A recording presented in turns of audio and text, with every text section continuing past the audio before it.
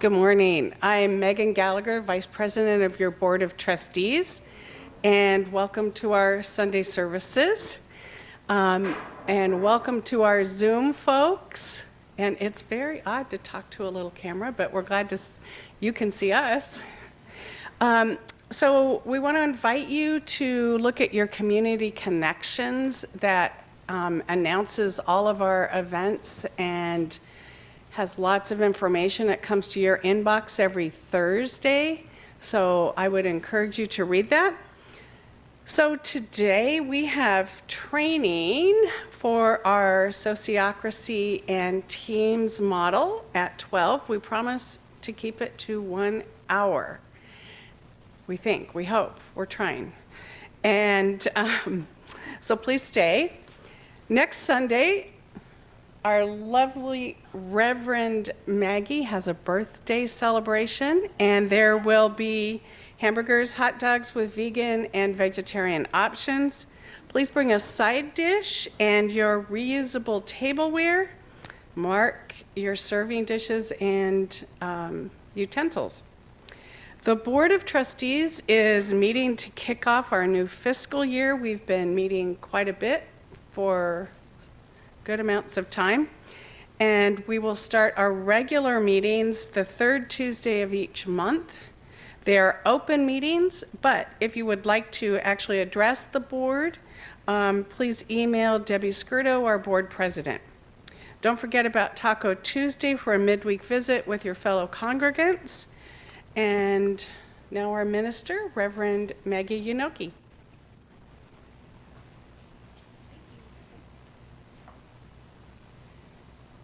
Good morning. Come on. Good morning. Yeah, that's better. It's July.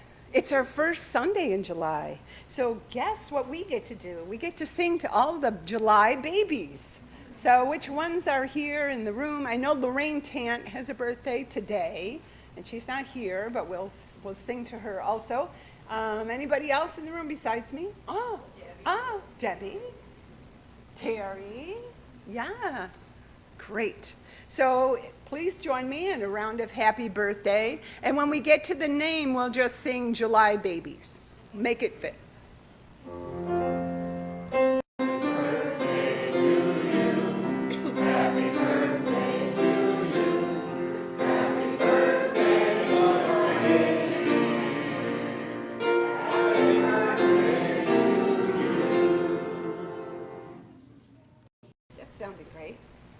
First of many, I'm sure. I say birthday month, right? I'm sure our parents would celebrate it more than just 24 hours, so we should too. Yeah. We open our service with the ringing of the bell, honoring yesterday, celebrating today, and awaiting tomorrow.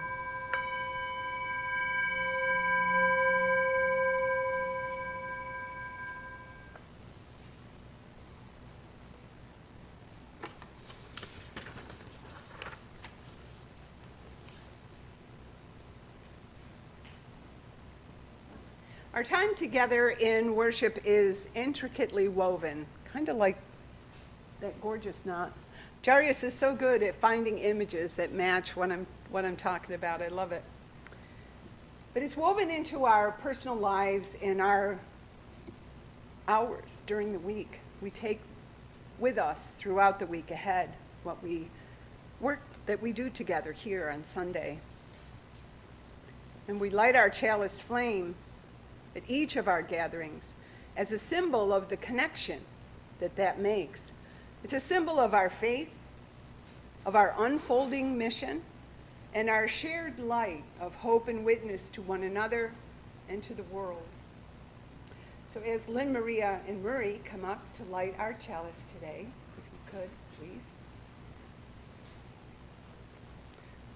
I invite you to hear the words of Audette Fulbright Fulson. This light we kindle is set in place as the lamp of our history, here to remind us that we inherit this free faith from the brave and the gentle, the fierce and the outspoken, the open hearts and the creative minds that have come before us. So let us be worthy inheritors and caretakers of this faith, and through our living out of it, may we pass it boldly to a new generation. I invite you to stand now as we sing. Oh, look what I did. I missed a song. Can we do 2 songs together? That was a last-minute change to add that. So let's sing together, Come, Come, Whoever You Are, and then we'll go into Spirit of Life, please.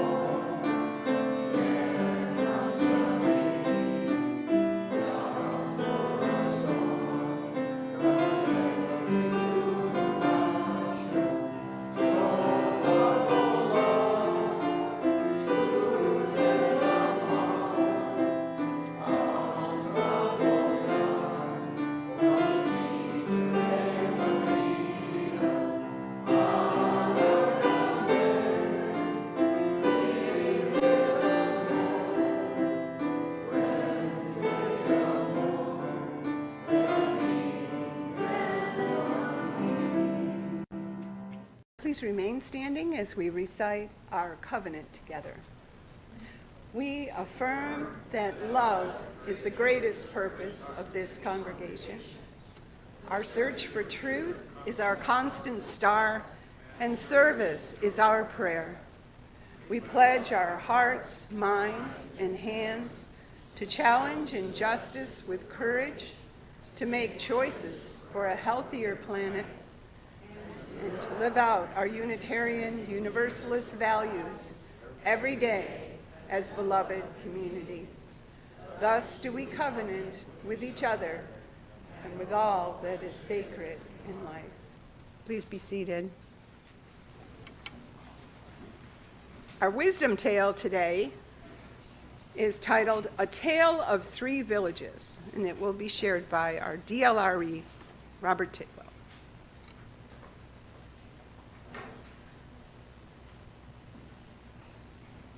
Good morning, everybody. Good morning.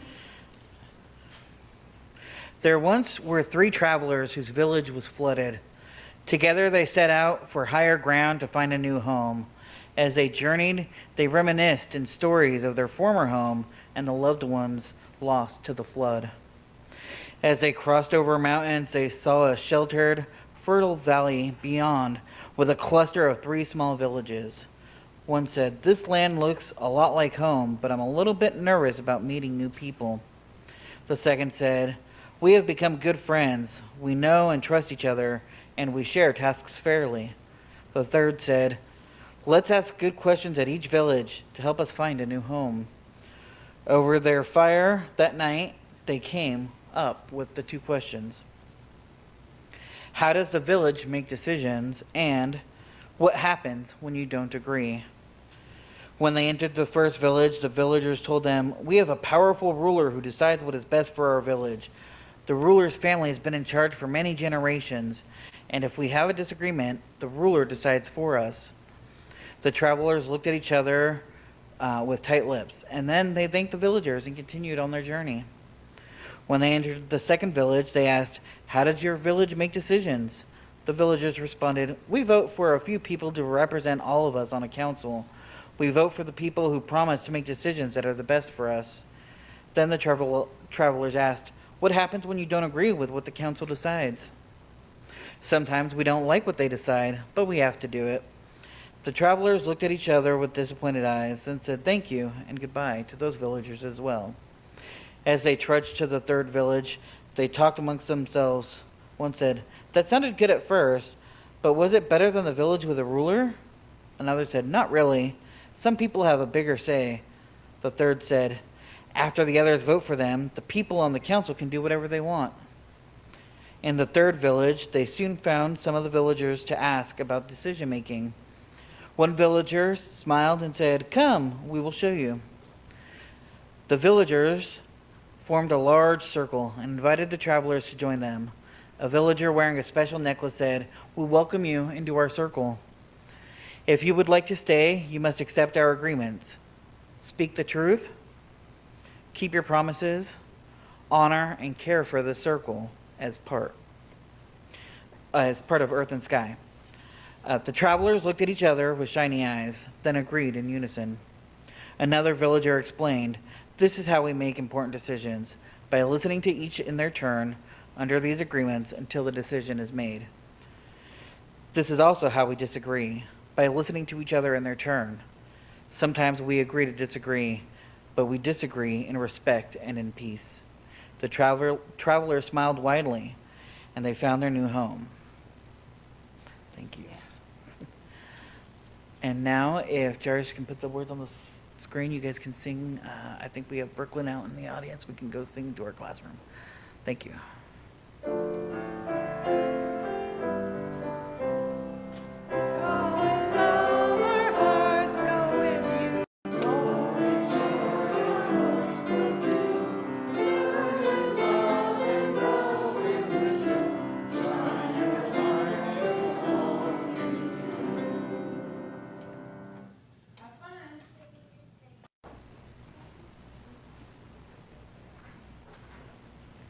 One of this community's actions toward greater generosity is to share our offering plate 50-50 with a local charity that aligns with our principles and our values, that is pre-selected by the Justice team, and approved by the Board of Trustees.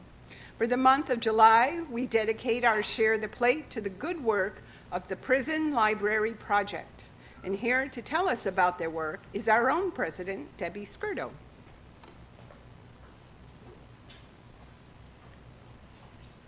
Good morning, everybody. It's wonderful to see such a full sanctuary today. Yay! I'm very pleased to give you some information about our July Share the Plate recipient, the Prison Library Project. We kind of affectionately call it PLP. It is sponsored by the nonprofit Claremont Forum, and they are housed in the used bookstore in the Claremont Packing House in downtown Claremont. It's a volunteer-driven program aimed at delivering books and educational resources to incarcerated adults nationwide. Their mission is to address the pressing issue of insufficient literacy skills and limited access to reading materials among incarcerated individuals. At their core, they believe that it is fundamentally a human right to have unrestricted access to reading. Books serve as powerful conduits for enlightenment, pleasure, and personal growth. They are committed to alleviating the dehumanizing and isolating effects of incarceration and offering their readers a sense of belonging within a compassionate and supportive community, kind of like here. Since 1982, they have mailed over 500,000 books to correctional facilities across the United States. The volunteers at the Prison Library Project receive more than 200 letters a week from inmates. They read each personal request for books, and some of those are heart-wrenching. They really, really are, and some are just barely they can write. It's amazing. They read each personal request and then strive to find the books within the bookstore, which is filled with generous donations from the community and elsewhere. Books are then carefully wrapped in brown paper and addressed according to the specific regulations of the correctional facilities. I was able to volunteer to do this for a short time several years ago when Margaret and Alan Davis told me about PLP. They have been volunteers there for over 14 years and also donate time at the Claremont Farmers Market on Sundays, which also donates a portion of their profit to PLP.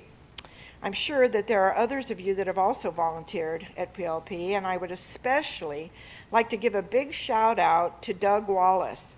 He is a Pilgrim Place resident who has been organizing, teaching volunteers, and volunteering his managerial skills at PLP for several decades. And he often rides his bike from Pilgrim Place to the bookstore, and often seen with lots of things carrying back and forth. We can help today with donations of cash, which help to buy stamps and dictionaries, which are one of the most popular requests. And we can also donate books and stamps at the bookstore. Thanks for listening and supporting the good works of the Prison Library Project.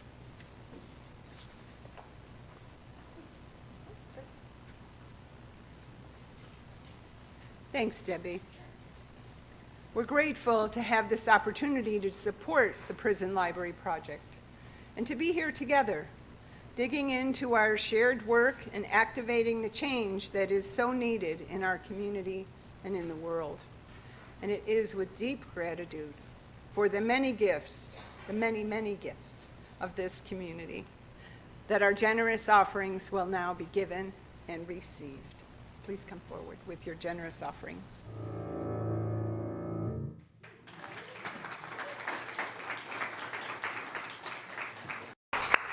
Wow. Thank you, thank you, thank you.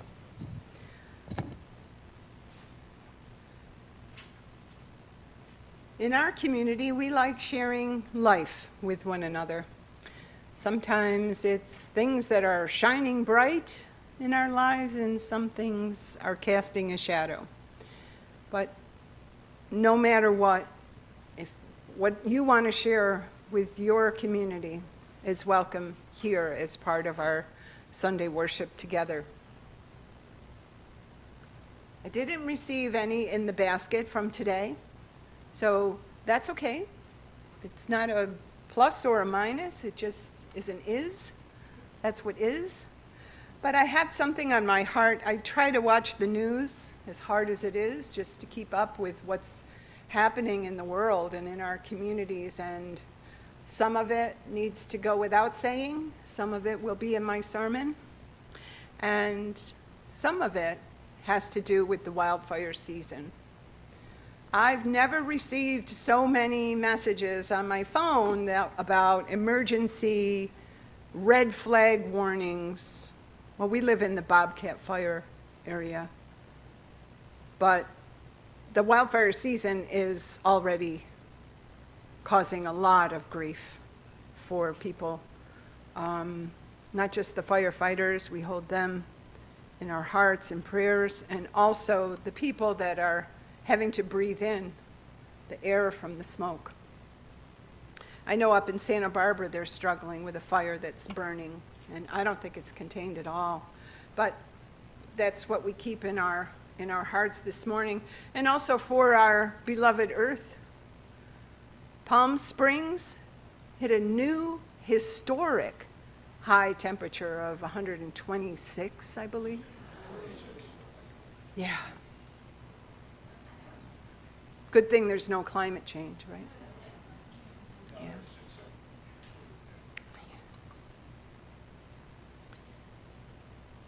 So with those concerns and all of the ones that are unspoken, after this prayer, we'll have a time of coming forward to light a candle for the things that are in your life and in your heart. But for now, let's have a little bit of meditation together and then a prayer, and then I invite you to come forward and light a candle.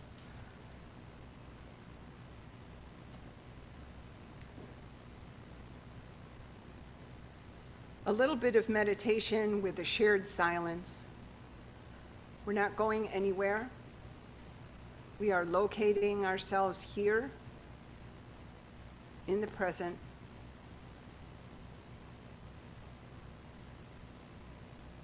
I'll call us out from this time of silence as I begin a prayer written by poet John Rodell.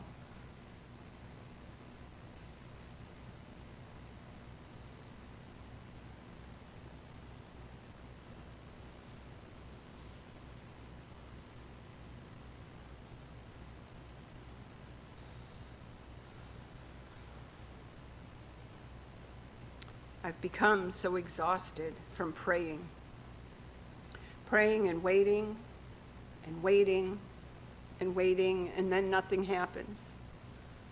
Prayer is too one-sided for me. It's like trying to be pen pals with Saturn.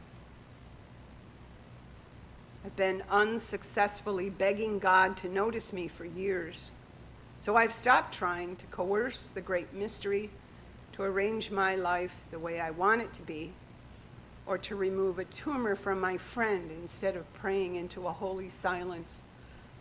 I flirt with the unfolding rave that exists all around me, and now I just listen to the wild grass grow, and I smell the raindrops sunbathing on clouds, and I feel July sunbeams roll down my skin like hot, raw honey, and the taste of the sea salt on my lips whenever I watch the ocean dance.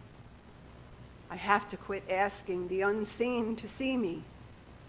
So instead, I've become a better witness to the untamed wonder that has been begging for me to pay attention to it for years.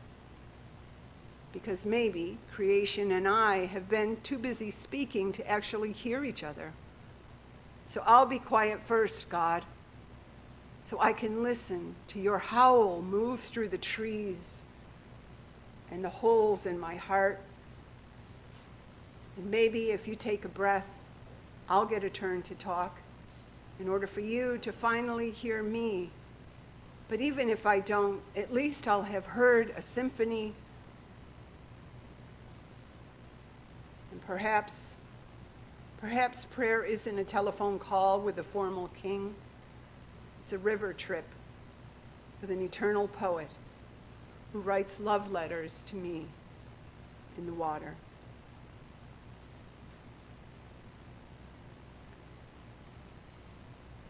As we sing the song Return Again, I invite you to come forward and light a candle. I'll light the central one from the chalice. And I invite you to come forward with anything you'd like to light a candle for.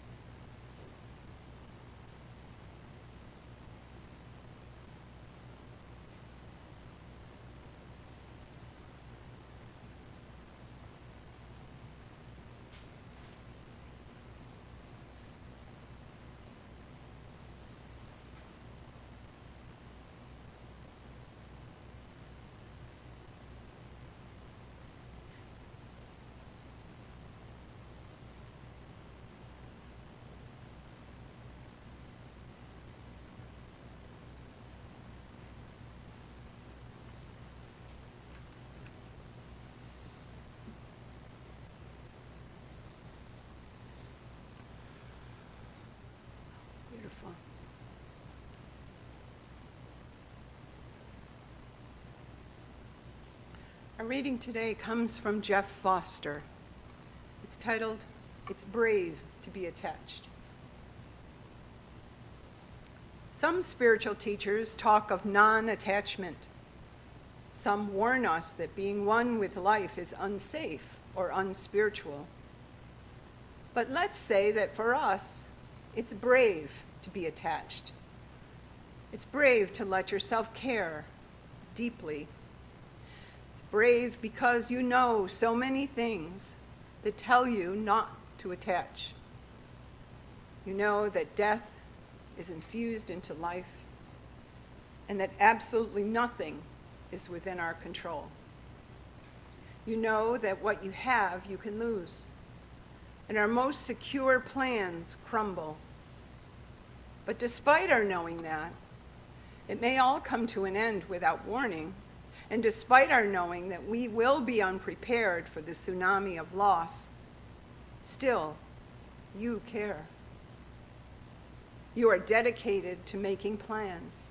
You speak using the word tomorrow, and you dare to talk about next year. It's brave to be attached, and it's brave to move forward through the world so fragile. Here you invest your time, you share your heart, you listen. You come to rely on others and let them rely on you. You are a person of your word, and you take this world seriously. Yet you know it can, in the blink of an eye, change, because it has so often. Attached, yet non-attached, you hold that paradox in your heart. You understand the teachings of non-duality, yet you let yourself care about every single being in the world, to the point of tears.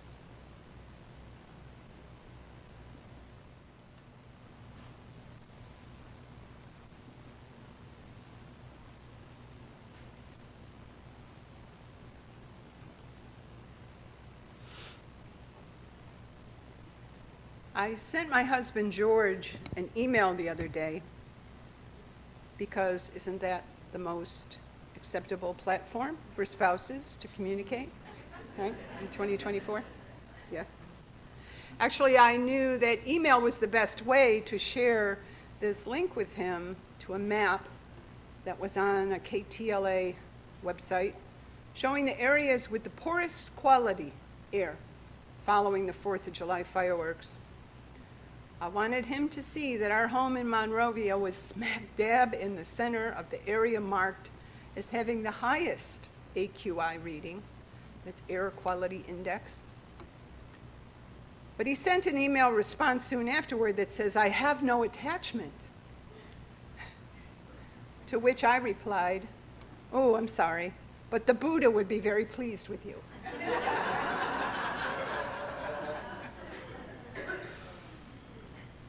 Non-attachment or detachment is considered an achievement. It's a virtue. It's a standard of a faithful life in many Eastern religious traditions.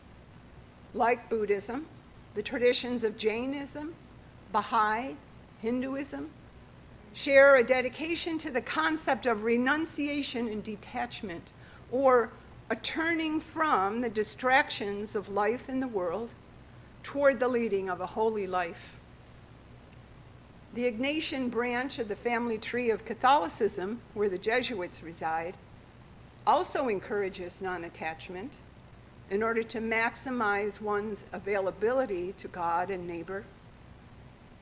But what if instead we considered that being attached was the holy life? What if we considered opening toward your attachments, or the things that are rooted in the deepest parts of your bones, in order to enhance your spiritual life?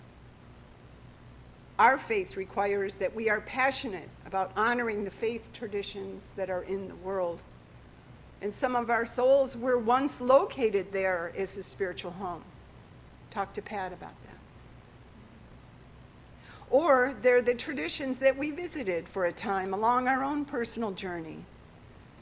And as an extension of kindness and courtesy, we remain open, welcoming, and respectful of the faith origins of those that we meet, that come in through our door, and the people that we share our lives with.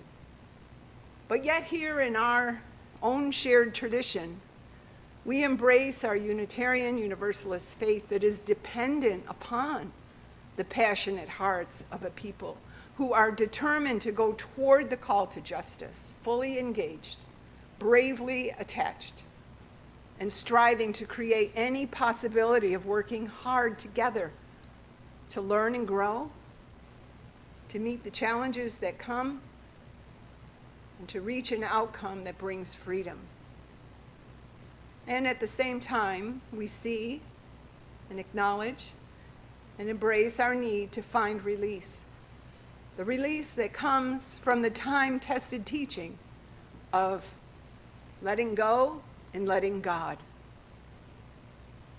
And while we are allowing plenty of space for all defining images of God today, we remember that part of our self-care is the most important practice of non-attachment, or as we might attribute to author Don Miguel Ruiz, don't take anything personally. But before we dig deeper on how our responsible search for truth and meaning today, we peer together into what it means for us to be attached. But let's first pause to make a clear distinction that we're talking specifically about attachments that we uncover on our path to spiritual growth, which is separate from any reference to any form of addiction. We know that addiction is disease, and we know that attachments can be a choice. But it's important to honor that significant boundary before we wander any deeper into the beautiful forest of our topic today. And as we look at the many facets of spiritual attachment, we're fortunate to be able to see through the lens of the religious teachers like the Buddha and the other secular teachers that we often quote when we are exploring this topic. Our centering thought for today comes from poet and author Edgar Allan Poe. Let's take a look at his words. He tells us that all suffering originates from craving, from attachment, and from desire. Maybe. But would anyone join me in pushing back against that? And no matter which bard we are turning to as we let their words settle in, we do well to let our takeaways be filtered by our own perceptions and the experiences of truth that we have had in our lives. We can find great meaning when we return to that teaching of the heart that I often refer everyone to. It's a systolic, outgoing, brave push to enter into attachment and to serve and to bring forth a connection. But there's also an important diastolic, withdrawing, nesting place to retreat and recharge, to engage in good self-care that is just right for your particular soul, and to let go of the pressures of this world right now. It is our task, our sacred inquiry, and our prayer to find our attachments and either blow life into them or release them to the wind, or both. Exploring our own deeper understanding of our soul's attachments is our duty to ourselves and to each other, to increase our self-awareness and to find truth and meaning within the attachments that we find there. Without any attachment to being correct or any need to correct yourself, we can probably agree that we have no authority to say that attachments are right or wrong, good or bad, or a sign of lack on our part. But maybe all we need to tend to is this: to be brave enough to become more conscious of what our attachments are and listen for their deep lessons for us, perhaps begin a new and deeper conversation with our hearts. The things that we find our souls attached to have rich and powerful things to teach us about who we are. It is my attachment to my son that teaches me that I am a loving and very protective mother and grandmother. And I care more than anything on the earth about the well-being of my boys. It is my attachment to co-creating a sustainable future for our community here that teaches me how best to envision the road ahead, not by the whims of this article and that directive from, did I say Boston? No. This article or that directive, but through the shaping of our shared journey into our mission and purpose. And it is my attachment to this new English subtitled French PBS series that George and I are watching. Keeps me awake later than I should be while nibbling on my attachment to C's chocolates. And it is my attachment to the best outcome for this upcoming presidential election that is my greatest lesson about attachments that I refuse to budge on. And isn't that maybe the best lesson of all? That our search for meaning within our attachments proves that some attachments are there because we have uncovered a passion in our lives, or a calling to step up for the well-being of others. And we're driven and brave enough to get down and dirty in the process. And we find meaning in the truth that not all attachments need to be overcome or even wiggled loose. And please, please, please, may they never become a source of shaming. We've also seen how brave we are by our willingness to enter into the messiness of being human and by our courage and desire to become attached to this experience of life in these very unusual times. Like our reading from Jeff Foster suggests, it's brave to be attached. It's also brave to offer up our attachments that no longer serve. It's an offering to the wind, to Mother Nature, the universe, to open our willingness to clear out stodgy things that we feel attached to in order to make room in our soul for brand new ways. And because taking a brave step toward letting go can help us grieve. It can help us grieve the things that we just keep pushing down and piling new things on top of, because we have to. We have to keep going.